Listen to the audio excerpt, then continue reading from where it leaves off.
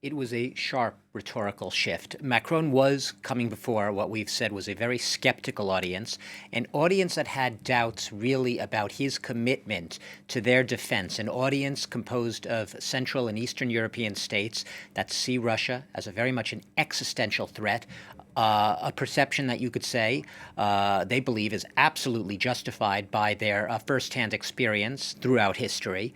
And they wanted to sort of check in to see that Macron was sensitive to that, to see whether or not Emmanuel Macron understood the degree to which Europe's security landscape has been completely upended by this Russian war against Ukraine. And he came out all trumpets blaring and very much hard line against Russia and making clear his support for Ukraine. His opening words were practically, he referred to the war waged by Russia against Ukraine. So no doubts who's the aggressor and who is the aggressee, the one being attacked.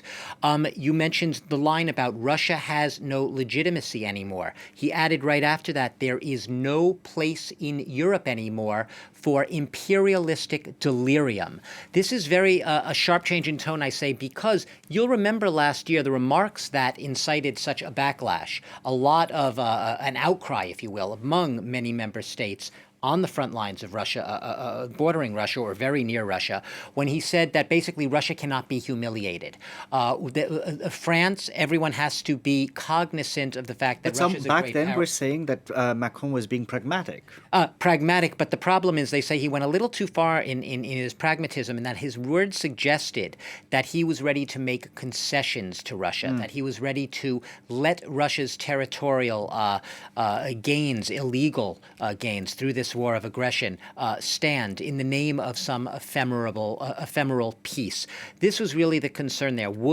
Would Macron throw away the baby in the bathwater, so to speak, the Eastern and Central European interests in the name of some sort of peace that ultimately would be a massive concession to Russia? I think he made it very clear today. He said, Russia, the war is ongoing, but Ukraine will not be conquered. And as you reminded our viewers, that any peace that comes will be on Ukraine's terms, not on Russia's terms. Because let's remember, this is a recurrent pattern. Macron realizes, a lot of military observers, historical observers, realize that over many years we have seen this repeating pattern of Russia trying to lay down territorial facts on the ground, doing it, riding roughshod over international law norms, going back to Georgia in 2008, Ukraine first time in 2014, again in 2022.